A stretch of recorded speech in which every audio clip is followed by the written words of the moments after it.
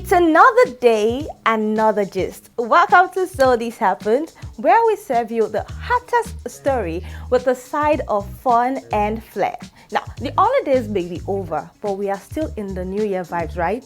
So guys, grab your favorite snack, sit tight, and let's dive into the drama, the surprises, the outright jaw-droppers making headlines. My name is Moyolua Olajide. On to the first story. Now, after almost a month since the unfortunate stampede incident involving the death of little children happened in Ibadan, an Oyo State High Court sitting at Ring Road on Monday granted bail to the ex-queen of Ooni of Ife, Naomi Silekunola. Recall that the ex-wife of the Ooni of Ife, in collaboration with an Ibadan-based media personality, Oriyomi Hamzat, and the principal of Islamic High School, Abdullahi Fasasi, organized a children fun fair on 18th of December 2024, which was reported to have negligently omitted to provide adequate security, crowd control mechanisms, and medical facilities to prevent a stampede at the children's fun fair program, leading to the death of 35 children. However, the defendants who were arrested on 24th of December 2024 remained in prison up until they were charged to court by the Oyo State government on 10th of January 2024 on 18 counts bordering on conspiracy to commit murder, manslaughter, criminal negligence, and other related charges. On 30th of January, the court granted the ex-queen of Ife bail of 10 million naira and two sureties who must submit landed documents within a court jurisdiction. The bail also applied to the Ibadan-based media personality Oriyomi Hamzat and the principal of Islamic High School, Abdullahi Fasasi. Guys, honestly, I do feel for these people. I mean, all they were trying to do was to bring smiles to the faces of people. And all I can just say it is well. I mean, I also sincerely sympathize with the families of those children who lost their lives and pray that God grant them the fortitude to bear this loss. Moving on to the next story.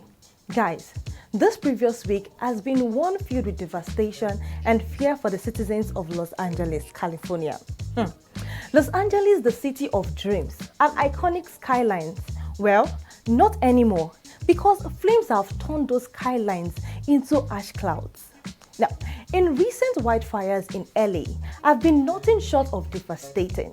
At least 24 lives have been lost, around 12,000 structures, including celebrity mansions, reduced to rubble, and nearly 200,000 citizens forced to evacuate their property. And if you think that that's all that could happen, the famous Hollywood banner didn't make it either. Now, let's talk about leadership, or as LA residents are saying, the lack of it. Mayor Karen Bass is in hot water. They said that while the city was going up in flames, she was reportedly out of the country.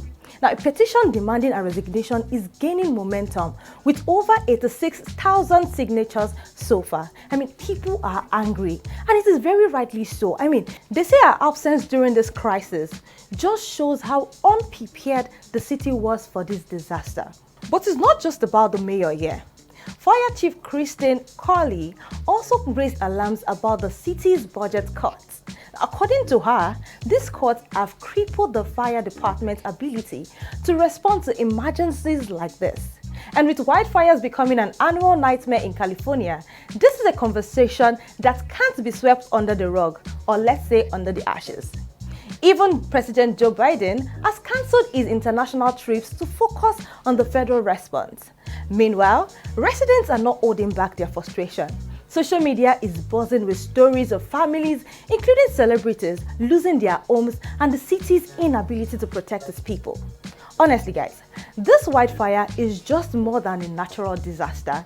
I think it's a wake-up call for leadership and preparedness. And I hopefully think that this will serve as a lesson and measures will be put in place so the city of angels can rise back from its ashes. Moving on to the third story on my list. So, it looks like President Bola Ahmed Tinubu has handed the Nigerian Armed Forces a pretty strict rulebook to kick off 2025. I mean, new year, new terms, and these ones, they didn't look like they came to play at all. Yeah, in the newly revised harmonized armed forces terms and conditions of service, which the president signed on December 16th, there is now a solid list of do's and don'ts that the military personnel must follow. Now, to top the list is a strict ban on homosexualism, lesbianism, bestiality, and cross-dressing. Officers are also banned from tattooing, body piercing, drunkenness, whether on or off duty, and even disorderly behavior. Now, basically, no drama on or off the battlefield. Now, here is where it gets even more strict. Amorous relationships with subordinates or anyone else's spouse is a no-go area too. And if you're thinking of mixing romance and ranks together, you know the people that do those kind of things, Abby, just forget about it. It's not happening again. Oh, the financial discipline is also a thing. Now, officers must pay vehicle licenses and insurance on time. Plus, no secret societies or political party memberships is allowed. The military is clearly tightening up its code of conduct, and with these rules, it's safe to say that 2025 might just be the year of no nonsense for the Nigerian Armed Forces. Or what do you guys think? Is it too strict or just the discipline needed? Now guys, picture this. Imagine you are all set for a flight, just trying to get to your destination in peace, and one person decides to channel their inner drama queen to the plane. That's exactly what went down on January 8, 2024, when an Ibom flight from Uyo to Abuja turned into a full-blown scene. Now let me give you guys the gist. One passenger, clearly unhappy that her luggage wasn't on board, refused to fly without it. Even though she was informed earlier that some bags might arrive on a later flight due to weight restrictions, she wasn't having it at all. She left the plane, blocked the aisle during boarding, and said, "Nobody is going anywhere until I see my bag." Now, this stunt didn't just inconvenience the airline, it caused serious losses. Ibom Air had to sort out hotel accommodation, refreshments, and rescheduling for 89 passengers. Let's not even mention all the missed appointments and opportunities. Now, as for our disruptor, just so you know, for every action, there is always a repercussion. Now, she's facing legal consequences because apparently the Nigerian Civil Aviation Authority isn't playing. So next time you are trying to fly Ma, please don't try to hold an entire plane hostage over luggage, as you might end up paying more than the baggage fee itself. Thank you, Ma.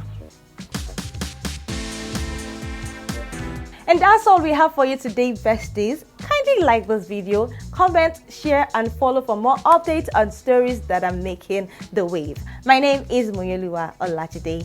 Bye.